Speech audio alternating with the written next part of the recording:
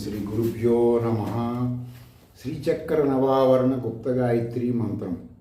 ఓం హ్రీం ఓం కయ్యేయీల ఐం హ్రీం ఐం తీక్షణ స్థికా ఐ విద్మహే ఐం క్లీం సౌః హసక హాల క్లీం హ్రీం క్లీం మహాకాయాయ ధీమహి ఐం ఈం ఔః సకల శ్రీం హ్రీం శ్రీం తన్నో స్థూలః ప్రచోదయాత్. ఈ శ్రీచక్ర నవావరణ గుప్త గాయత్రి గురించి మీకు చెప్తున్నాను కదా. ఈ పంచదశి మంత్రం గాయత్రి ఈ మొత్తం విశ్వంలో ఉన్న మొత్తం నిక్షిప్తమై ఉన్నటువంటి విషయం ఇది.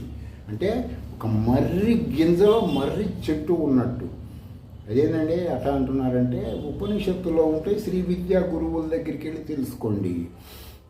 ఈ పంచదశి మంత్రం దక్షిణామూర్తి అనబడే ఒక ఋషి, ఆయన మాట్లాడు ఎప్పుడు మౌనం ఉంటాడు. ఆయన దగ్గరికి మనువు, చంద్రుడు, కుబేరుడు, అగస్త్య, నందికేశ్వరుడు, సూర్యుడు, ఇంద్రుడు, విష్ణువు, శంకరుడు, దూర్వాసుడు, లోపాముద్ర, మన్మధుడు అనేవాళ్ళు పోయి, అయ్యా మాకు ఈ విశ్వం గురించి అర్థం కావట్లేదు, మేము దేవతా స్వరూపులం కదా, మమ్మల్ని త్రిమూర్తులు అంటారు, రకరకాలు అంటారు అంటే వీళ్ళకి దక్షిణామూర్తి చెప్పిన పంచదశి మంత్రం ఉంటుంది.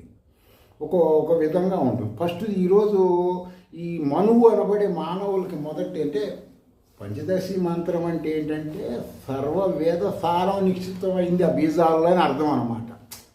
మొత్తం ఈ 15 అక్షరాల్లో ఉంది. ఈ కాకుండా ఎగస్ట్రా ఉన్న షోడశి, మహాషోడశి, షట్కోణులు అంటే ఈ విశ్వం కాక విశ్వం పైనే ఉంది, కిందే ఉంది, పక్కన అన్నీ తెలిసే మానవుడికి ఇంటర్నల్గా అర్థమయ్యే జ్ఞానం అన్నమాట. అవన్నీ కూడా విశ్వం గురించి వేదాల్లో ఉన్నది మొత్తం పంచదశిలో ఉంటుంది.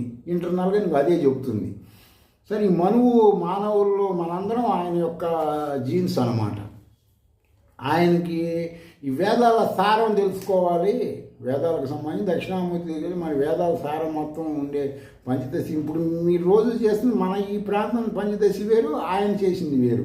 ఏంటంటే ఆయన చేసిందంటే కా హ ఏ ల హ్రీం హసక హల హ్రీం సకల హ్రీం. ముందు మామూలుగా కయ్యే ఇలా చెప్పుకుంటారు కదా, మనువు అది చేయలేదు.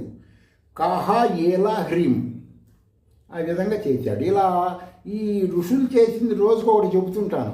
మీరు ఇవన్నీ ఆమనాయ మంత్ర శబ్దాక్షరోపనిషత్తులో ఈ వంటై చూసుకోండి. మీ శ్రీ విద్యా గురువుల దగ్గరికి వెళ్ళి ఏమంటే వీళ్ళందరూ చేసిన పంచదశి మాకు చెప్పండి అని తెలుసుకోండి. మీరు కూడా వాళ్ళతో సమానమే పూర్ణదీక్ష అయితే. పూర్ణదీక్ష అంటే పూర్వాంగోత్తరాంగ సంగీతముగా. కాబట్టి ఆలోచించుకోండి. రోజుకు ఒకటి చెబుతాను. మిమ్మల్ని